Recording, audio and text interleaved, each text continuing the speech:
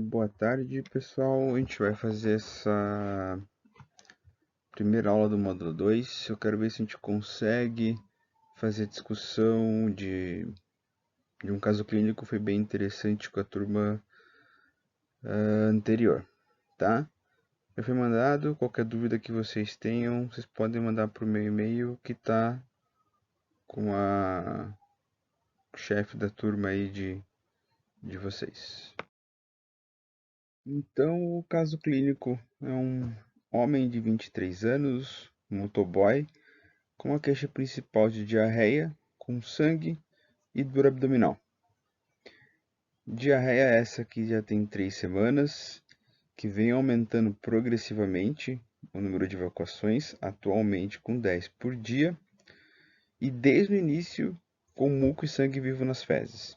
Usou mebendazol, não melhorou, e queixa também de uma dor leve, moderada, tipo cólica, difusamente pelo abdômen.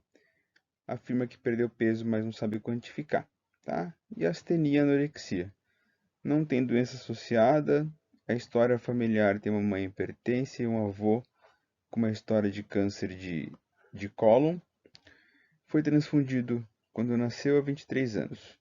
No exame físico dele, um pouco desidratado, discretamente hipocorado, 37,8 de temperatura, subfebril,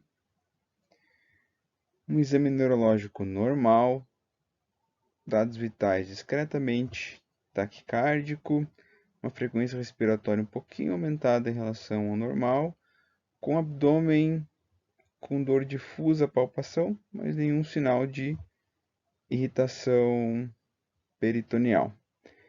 O resto do exame segmentar dele normal e um toque retal com presença de fezes amolecidas e sangue vivo. O que eu quero de vocês, que antes de vocês passarem para frente, vocês tirem 5 minutos para refletir e ver se vocês vão estar certo ou não. Para gente, quando decidir investigar de maneira complementar um quadro diarreico e o que você pode pedir para complementar essa investigação, e dentre os quadros de diarreia, qual o mecanismo fisiopatológico aparente deste quadro diarreico em específico. Algo importante que a gente tem que ver nos quadros diarreicos é procurar por sinais de alerta, que eu acabei colocando nesse slide, tá? Tem um racional por que a gente procura isso. Idoso, pessoas maiores de 70 anos é importante, pela fragilidade maior que eles têm, eles vão fazer mais depressão, vão ter quadros diarreicos mais graves e pode ser um sinal de uma outra doença de gravidade maior. Por exemplo, um câncer, alguma doença infecciosa. Então a gente tem que procurar investigar os idosos, tomar um pouquinho mais de cuidado. Diarreia mais de 72 horas, tá? Então quadros diarreicos persistentes merecem ser investigados. Sangue, muco ou pus nas fezes, que são marcadores de gravidade, de sinal de alerta. Todo paciente imunossuprimido deve ser investigado, porque um quadro diarreico pode ser algo infecto-contagioso e que pode ter uma evolução catastrófica no doente imunossuprimido. Dor abdominal intensa em paciente maior de 50 anos. Como a gente disse, pode indicar um quadro mais grave, um câncer, uma obstrução intestinal, uma diverticulite, por exemplo. Então a gente tem que tomar cuidado também. O caso da dor intensa, também a gente pode valorizar mesmo em pacientes mais novos. Paciente com febre, mais de 8 evacuações por dia, ou desidratação de moderada grave, merece uma investigação adicional. Os mecanismos fisiopatológicos dos quadros diarreicos.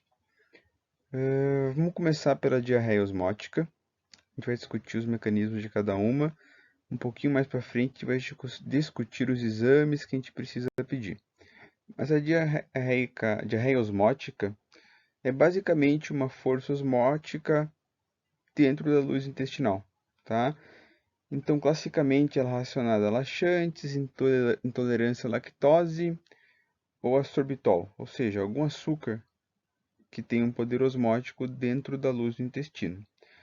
Ela geralmente cessa com jejum e pode ser o mecanismo fisiopatológico de algumas diarreias infecciosas, como a do rotavírus.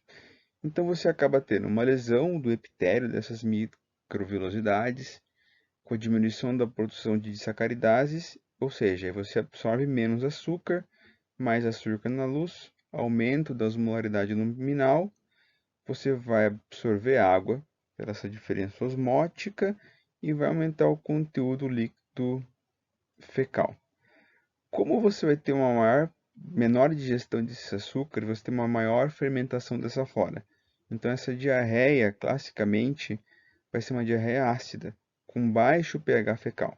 Então geralmente a gente pode ter edema perianal, tá? Essa fermentação também leva a bastante distensão abdominal, cólica e fezes explosivas, tá? E como está aqui no slide, repetir de novo, ela costuma melhorar com o jejum. Mas é importante que a gente não suspenda a alimentação por um tempo prolongado, porque a gente trata essa diarreia regenerando esse enterócito, tendo estímulo trófico. Isso só vai acontecer se a gente tiver alimento na luz. E em relação à diarreia secretora, o protótipo das doenças infecciosas que causam são a E. coli, o Staphylococcus aureus e principalmente a cólera, tá? Geralmente são causadas por enterotoxinas. Então você acaba tendo um aumento de secreção intestinal de água e eletrólitos. Então você acaba tendo um volume fecal maior e você desidrata muito rápido, tá? Diferentemente da diarreia osmótica, ela persiste no jejum, tá? Então essas bactérias, pela sua produção de enterotoxinas, vão acabar ativando a adenonato ciclase. Então você vai ter aumento de AMP cíclico, GMP cíclico e influxo de cálcio. Esse influxo de cálcio ativa um monte de proteína quinase e você vai desestabilizar um monte de proteína de membrana. Então você diminui a absorção de sal, aumenta a secreção de cloro e você vai ter essa diarreia, que é uma diarreia de grande volume, como eu disse, e que desidrata rapidamente, por isso que cólera acaba sendo uma doença tão grave.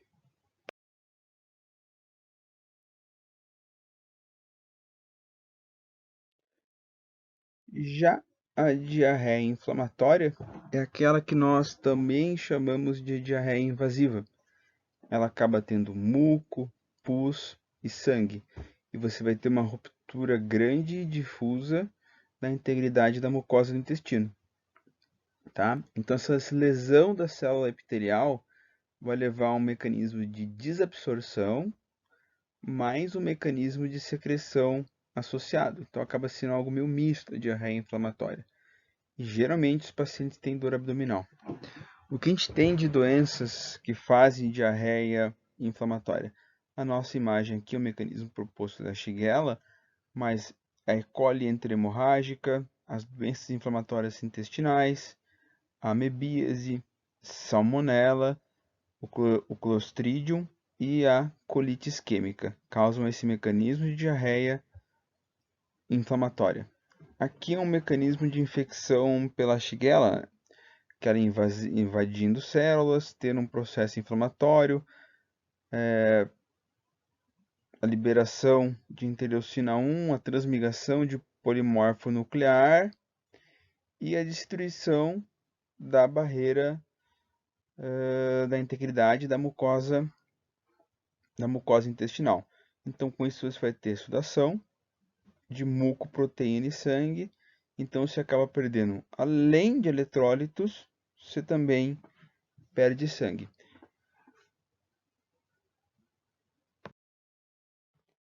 Então, no nosso caso clínico, para a gente resumir, a gente acaba tendo um paciente jovem com uma diarreia de 3 semanas com características inflamatórias.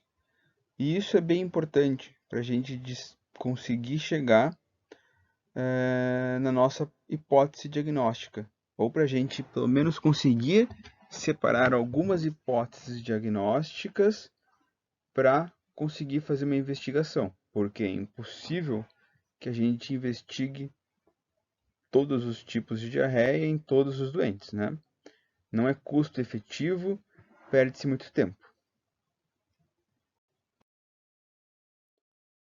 E qual que é a importância da gente conseguir definir o tipo de diarreia, tá? Quando a gente chegou no diagnóstico de diarreia de característica inflamatória, a gente vai ter que dividir isso em diarreias infecciosas e diarreias não infecciosas. Pode ver, são dois tipos de doenças diferentes. As infecciosas, a Shigella, a Salmonella, a E. coli enteropatogênica ou a entamoeba histolítica. E as não infecciosas, a gente fica nas doenças inflamatórias intestinais, que é a retocolite, a doença de Crohn ou a colite isquêmica. E qual que é a importância da gente conseguir tentar definir a etiologia clínica mais próxima? Porque o tratamento vai mudar, tá? Se você errar, você pode fazer muito mal para o doente. As infecciosas você vai usar um antimicrobiano, e na não infecciosa você vai tratar com corticoide, imunomodulador, drogas modificadoras de doença, que são anticorpos monoclonais, esse tipo de medicação. E se você errar o tratamento de uma da outra, o doente pode ficar muito mal. Se você der corticoide para uma doença infecciosa, o doente pode ter repercussões gravíssimas. Se você der antimicrobiano, uma doença inflamatória intestinal, provavelmente o doente também vai piorar na evolução. Então é definidor pela característica clínica da diarreia, a gente ter a hipótese diagnóstica mais plausível. Então, um exercício para vocês de novo. A gente vai seguir a investigação dessa maneira. Eu quero que vocês me digam qual que é o diagnóstico que vocês acham que vai ser mais plausível. Como você ia prosseguir essa investigação?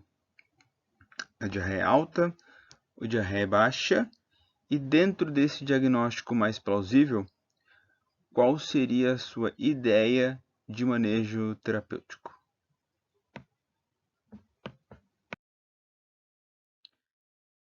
Qual que é a importância da clínica? Qual que é a importância daquelas 3 semanas de evolução da doença? Com essa evolução, a gente consegue descartar as causas mais agudas de diarreia. Então, com essa evolução, você descarta a Shigella, a Salmonella, a E. coli e a colite isquêmica, sendo que a colite isquêmica é um quadro bem catastrófico de evolução bastante rápida. E mesmo assim, nós acabamos ficando entre duas possibilidades terapêuticas, de doença inflamatória intestinal ou de entamoeba histolítica, tá? De amebíase. Mesmo assim, você não conseguiu chegar com 100% de certeza ao seu diagnóstico. Então, como a gente pensa isso daqui para frente? O que a gente vai pedir de exames para investigar diarreia? A gente vai pedir um hemograma, que a gente consegue ver o eosinófilo, pensando em alguma doença parasitária, consegue ver um leucograma e o volume globular, hemoglobina, para ver se o paciente não está anemiado pelo quadro diarreico dele. Isso dá uma função geral. A bioquímica, para a gente ter uma noção dos eletrólitos, da ureia de creatinina, para ver como está a função renal, para ver se esse doente não está desidratando, fazendo uma pré-renal, se não está fazendo algum distúrbio hidroeletrolítico pela não ingesta de água ou pela perda, até conjuntamente com a perda volumosa de água que ele está tendo. Uma gaso arterial, para a gente ver principalmente o pH do paciente, em alguns casos não precisa pedir de rotina, mas em casos mais graves é importante. A gente vê o bicarbonato, ver se está fazendo acidose metabólica. O parasitológico de fezes. É importante para a gente determinar parasita, mas principalmente em surtos e imunossuprimidos, tá? Coprocultura, a gente vai pedir infecção disseminada, surto epidêmico, imunossuprimido, portadores de doenças crônicas, quadros graves, prolongados e idosos. Pode ver que sempre que a gente fala imunossuprimido, em surto, a gente está tentando chegar no diagnóstico etiológico mais preciso possível. Pesquisa de sangue e leucócito é bastante questionável a utilidade de você pedir, porque geralmente o doente relata pelas características das fezes e não vai te dar muito ganho na investigação da etiologia. Pesquisa de vírus é teórico e pouco prático.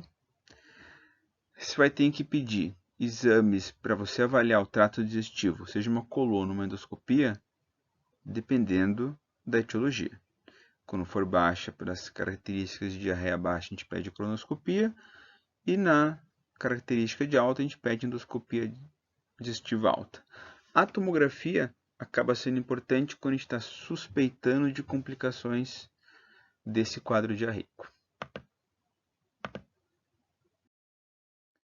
Então, quando a gente para conversar de diarreia alta e baixa, a gente está pensando no quê? Diarreia alta, tá? Principalmente. A gente vai estar pensando em comprometimento do intestino delgado.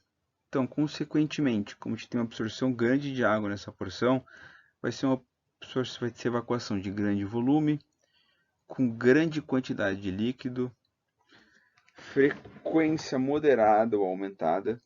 Ainda você pode ter resto alimentar ou presença de gordura, tá?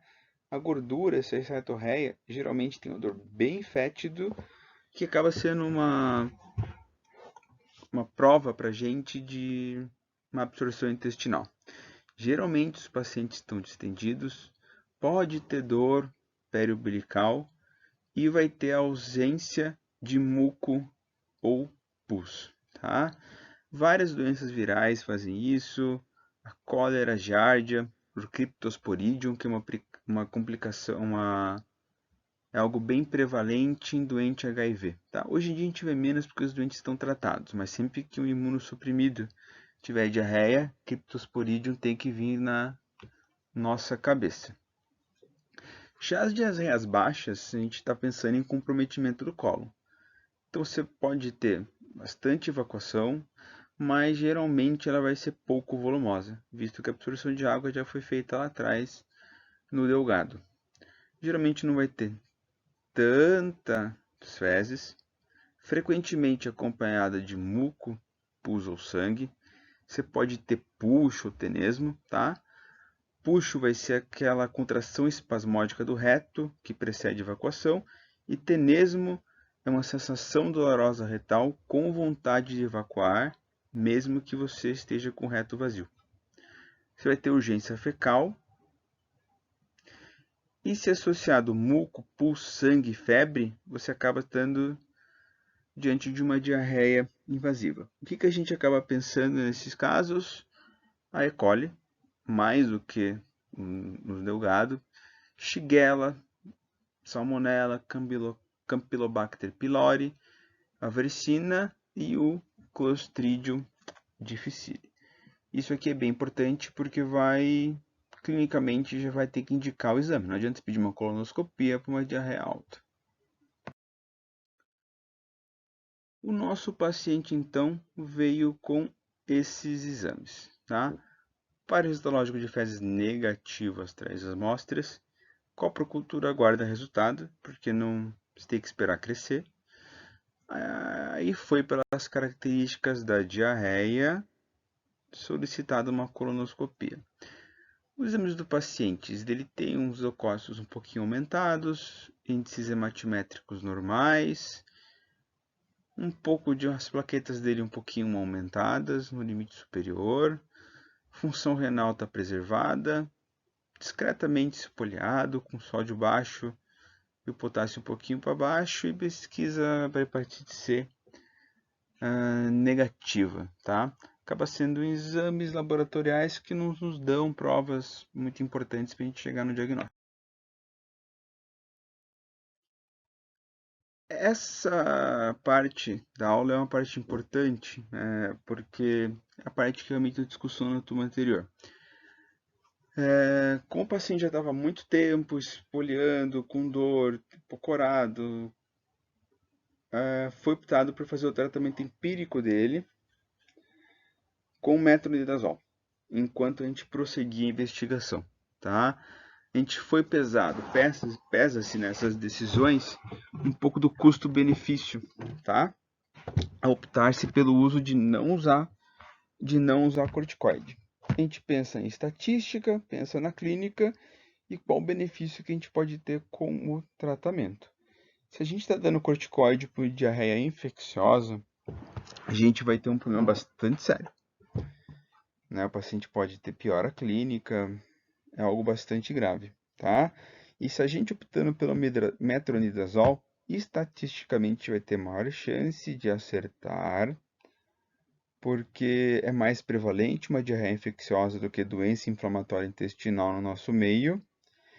E a história clínica desse paciente não tinha nada que faça a gente pensar em doença inflamatória intestinal. Mas vou me dizer, ele pode estar abrindo o caso desse jeito, pode estar abrindo o caso desse jeito, tá? Então, o ideal é de tratar ele empiricamente com metro e tentar prosseguir rapidamente a nossa investigação. Pensando na sequência da evolução do caso, a colonoscopia era o exame que a gente tinha mais próximo que podia nos ajudar. Então, o que a gente achou? Múltiplas úlceras putiformes com menos de 1 centímetro entremeadas por essa mucosa aparentemente normal, tá? Então, aspecto em botão de camisa, como dizem. Localizados no seco, colo ascendente e colo transversos. Mais característico, bem característico de colite amebiana. O que a gente faz agora? Realiza a biópsia da úlcera e vamos esperar o diagnóstico. E enquanto isso, a nossa hipótese principal diagnóstica acaba sendo corroborada, tá? Então a gente mantém o metronidazol.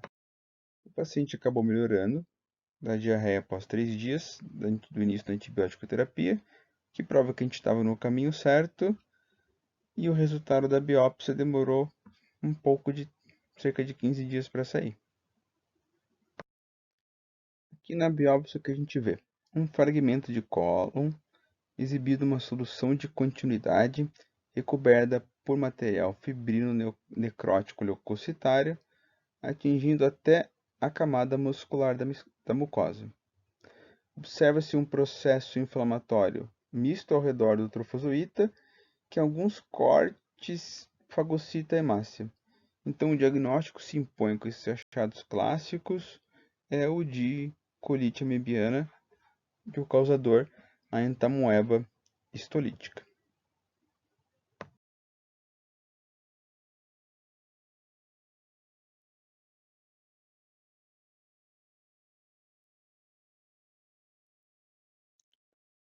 Isso aqui é só uma curiosidade de como a entamoeba histolítica interage com a célula hospedeira, pode ser um enterócito, levando a apoptose e destruição celular, né? Pode ver que eles estudam isso do ponto de vista molecular, né? Ativação de sinais, caspases, esse tipo de coisa. Mas só para mostrar aqui a importância do influxo de cálcio dentro da célula, e o cálcio, vocês vão ver diversas vezes em outras coisas por estudar, acaba sendo um sinalizador de apoptose e morte celular, tá? Em várias células do corpo e vai se repetir. Então, a colite amebiana, tá? A maioria dos pacientes vai ter uma diarreia inflamatória, com sangue, muco ou pus e uma evolução bastante arrastadas, tá? Outros achados, pós-fedor abdominal, febre, o tenesmo, a gente já comentou aí de características de diarreias baixas, e a forma grave mais temida é a colite necrotizante aguda, levando ao megacólon tóxico e um quadro de sepsis grave com mortalidade bastante alta. Acaba sendo uma complicação da colite amebiana, que a gente vai pensar nela clinicamente, confirmá-la por exames tomográficos, mas é o paciente que vai para a cirurgia e é o paciente que tem a maior chance de vir a falecer, tá? Pelo quadro séptico associado. E você tem ainda uma forma pseudotumoral, que é o ameboma. Então, o diagnóstico padrão ouro, a colonoscopia com a biópsia da úlcera, o aspecto, múltiplas úlceras com mucosa entremeada por mucosa normal, e na histopatologia, a gente mostrou aquela imagem lá atrás, o trofozoíta fagocitando a hemácia. Por que os outros exames acabam falhando um pouco? No parasitológico, a gente vai ter a sensibilidade entre 30% e 60%, então você vai provavelmente perder mais da metade dos diagnósticos se você usar só o parasitológico. A copocultura, a sensibilidade varia, demora para inocular, pode vir que o resultado demora às vezes até 15 dias. E a sorologia tem uma sensibilidade de 75% a 85%, tá? Então o diagnóstico acaba sendo a colonoscopia, biópsia, para conseguir fazer um diagnóstico de um pouquinho mais de certeza, já que os outros exames você vai perder muito em diagnóstico.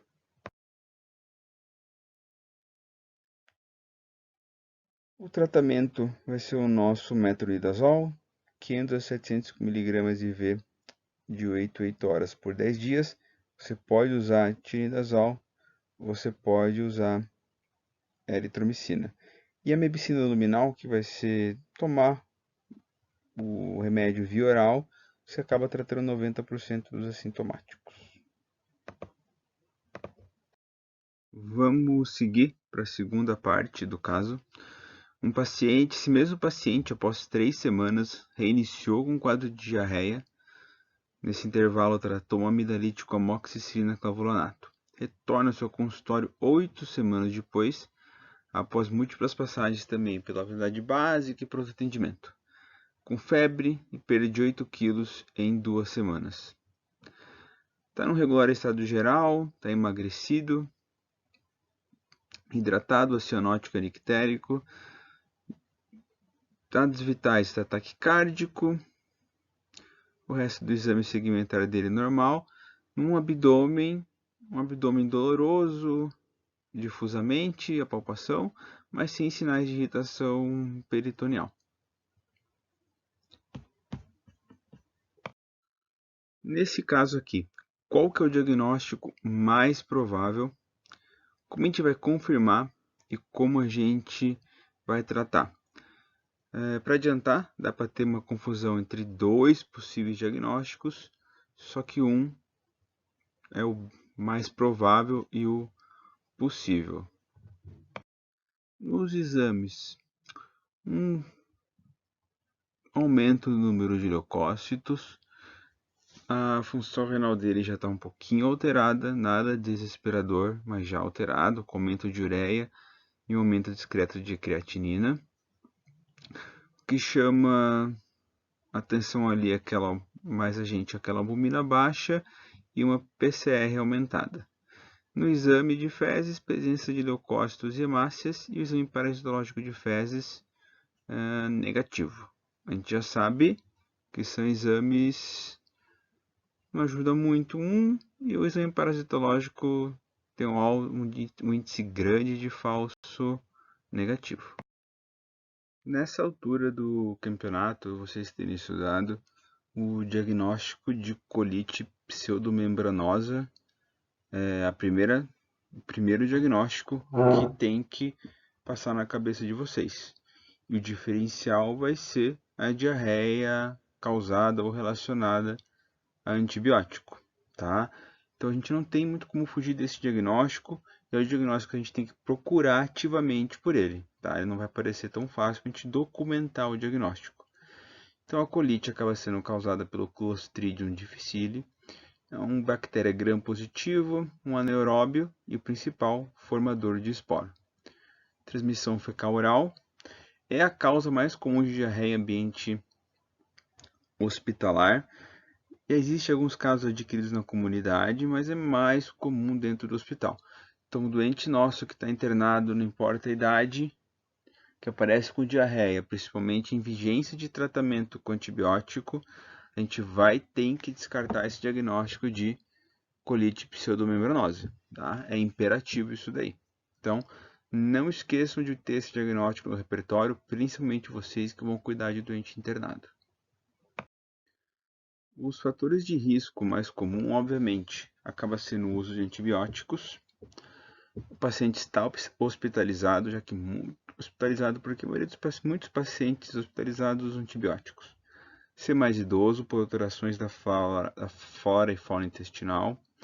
O uso de inibidor de bomba de próton, porque também o medicamento por si só, pela diminuição da secreção gástrica, altera a flora gastrointestinal. O uso de quimioterápicos e pacientes imunossuprimidos. E quais são, e essa lista aqui do lado, nos dá os antibióticos que são mais associados. Clinda, amoxi, ampicéfalos de terceira e quinolona são os mais comumente associados.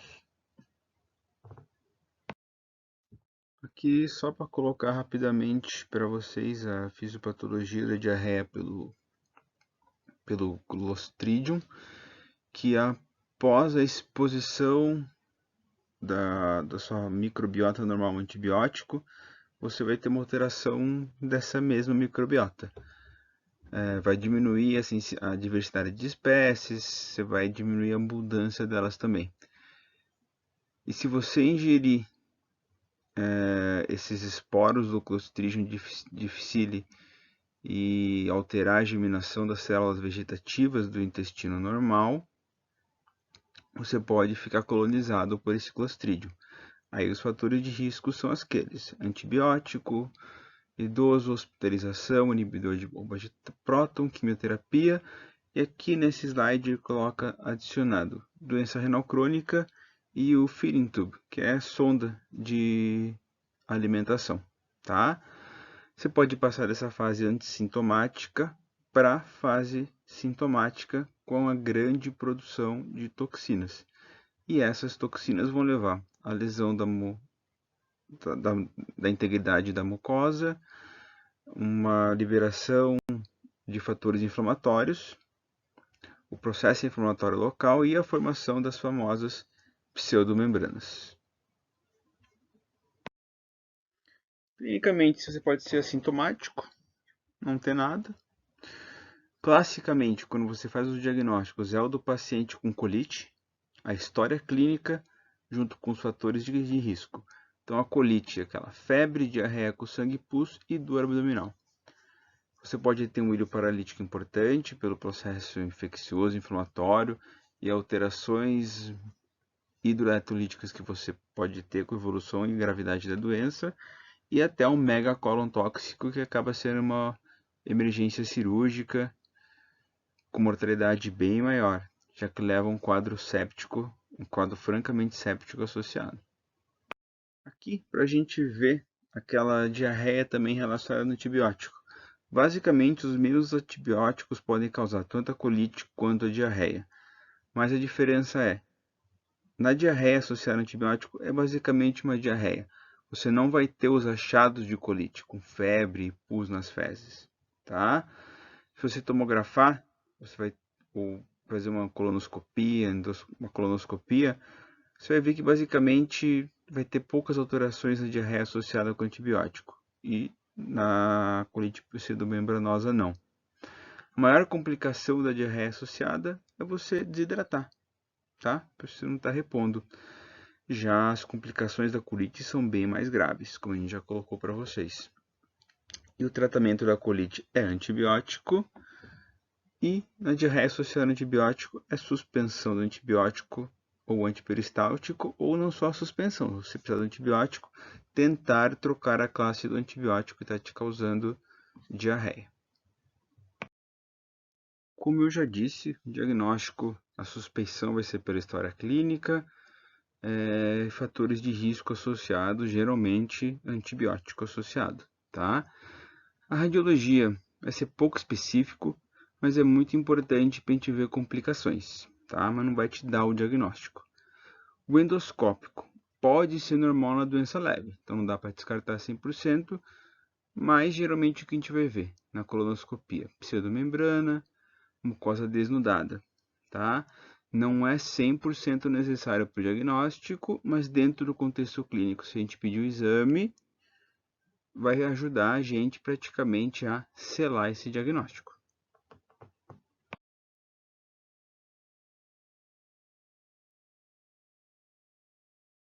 O que vai resolver o diagnóstico com certeza?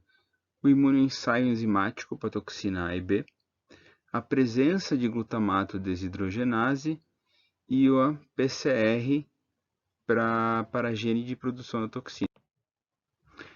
Em relação ao imunoensaio, ele é pouco sensível e pouco específico, mas ele é rápido de fazer e o custo é baixo. O teste para a presença da glutamato desidrogenase é rápido e detecta a presença de bactéria, mas não da toxina. E o PCR é rápido, sensível, só que ele é bastante caro. Se você tiver todos os testes disponíveis, para você ter a certeza de 100% do diagnóstico, se testa a presença da glutamato desidrogenase nas fezes. Se estiver negativo, está excluído. Se for positivo, você pode fazer o imunoensaio para toxina A e B. Se for positivo, fecha a infecção. Se for negativo, você pode partir para o PCR dentro de um critério de suspeição clínica bastante grande. Mas na prática, se tiver já a presença da glutamato desidrogenase, você já vai acabar começando a tratar. Muitas vezes você vai acabar tratando até na suspeição clínica mesmo. O tratamento, a gente usa mais vanco, tá? Porque ele atinge nível alto no cólon e tem pouca resistência. Contudo, é caro e pode desenvolver o VRE, tá? Que é uma cepa resistente à vancomicina, que aí você pode introduzir isso na comunidade. Já o metro, ele tem pouca resistência, o custo é bem barato, só que ele é muito absorvido, então ele é excretado poucos nas fezes. Então na fase que está só inflamado, ele acaba ajudando, mas geralmente a gente vai preferir usar vancomicina. Então quando a gente classifica a doença pela gravidade, a gente acompanha junto a evolução do que a gente vai ter do tratamento, né? Então, das formas leves a moderadas, que é basicamente uma contagem de células brancas menor que 15.000, ou mais ou menor, né? Ou uma creatinina menor que 1,5 do que ele tinha antes da doença. Então aí você tem a indicação de usar o metronidazol, tá? Uma outra classificação, outra definição de leve e moderado é diarreia com algum outro sinal esse que não é sinal de gravidade, tá? Então você vai usar metronidazol via oral por 3 dias, 3 vezes por dia, de 8 em 8, que é a dose por 10 dias. Se não melhorar, você considera usar vanco. A forma severa é uma contagem de leucócitos maior que 15.000 numa classificação, com aumento da creatinina em 1,5 vezes. Aí você escalona para vancomicina via oral. Uma outra definição de caso severo é albumina menor que 3, com a contagem de leucócitos maior que 15.000 ou irritação peritoneal, tá? Então aí você já começa o tratamento com vanco. A severa ou complicada, em uma classificação quer dizer que você tem hipotensão ou choque íleo ou megacólon, tá? Você vai usar vanco e metronidazol IV. E se precisar, você usa vancomicina até via retal, porque às vezes você está em íleo paralítico, não tem movimento do trato gastrointestinal, então não adianta você dar medicação via oral. Por isso que eles põem via retal. Uma outra classificação de severa ou complicada é o paciente que precisa ir para UTI, está hipotenso, em uso ou não de vasopressor, febre, íleo metabólico, alteração do estado mental, aumento de leucócitos ou leucopenia, ou um lactato maior que 2 ou falência orgânica. O lactato maior que 2 porque é um marcador de disfunção de microcirculação. Então, lactato alto é um marcador de mortalidade de qualquer quadro séptico, tá? Então aí, a gente vai usar vanco e metronidazol também. Então, a gravidade da doença é o quanto você vai agregando de morbidade dela, sendo que a severa ou complicada é um quadro francamente séptico. Alguns casos vão para cirurgia, que é os que não respondem ao tratamento clínico, ou o seco está muito dilatado, ou ainda é mais uma complicação da doença, que você tem uma perfuração intestinal com peritonite fecal. Então, o procedimento vai ser basicamente tirar ou o cólon todo ou uma parte do cólon, tá? Fazer uma ileostomia para proteger essa anastomose e fazer até precisar fazer a lavagem do cólon se necessário, tá? Fazer uma laparotomia exploradora que você vai aliar para ver o que está acontecendo. Prevenção seria basicamente medidas de higiene, para você não ter contato, o paciente não ter contato com a toxina, com o Clostridium. O uso correto de antibiótico terapia. Não se sabe se o uso de metronidazol vanco profilático ajudam. Possivelmente não, que dificilmente, a gente nunca vê ninguém usando e os trabalhos não mostraram nenhum benefício, tá? Mas também não são trabalhos grandes e bem feitos ainda. Probióticos não têm evidência para prevenir, então a gente não usa probiótico. E a gente evita ainda mais esses probióticos em paciente imunossuprimido, tá bom?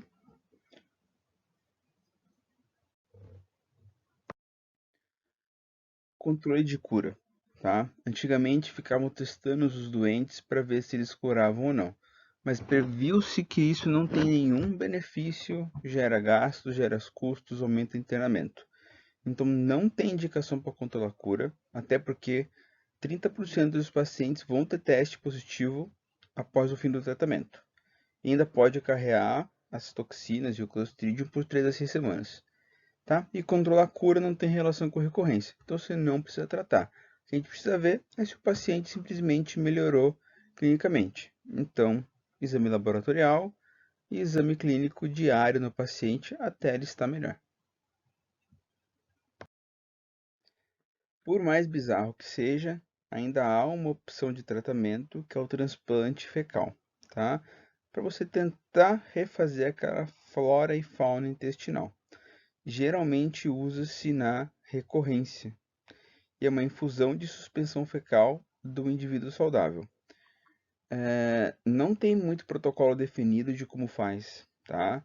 Mas a taxa de sucesso é bastante alta, mas ainda não é a primeira opção de tratamento. Essa aqui é uma imagem de um artigo, um paciente que tinha um Clostridium, que foi feito o transplante fecal, e era um paciente que tinha um enterococo resistente também à vancomicina, então ele não poderia usar vanco para o tratamento dele. Então optaram pelo transplante de fezes. Para você ver um raio-x de entrada com bastante distensão, edema de alça, ilho, nível hidroaéreo e na sequência um raio-x normal. E a imagem de macho de colonoscopia, pseudomembrana, aquelas áreas de lesão permeada por mucosa normal e no seguinte um exame de cólon normal. Então os resultados são bons, são bastante promissores, mas ainda não são a primeira opção de tratamento.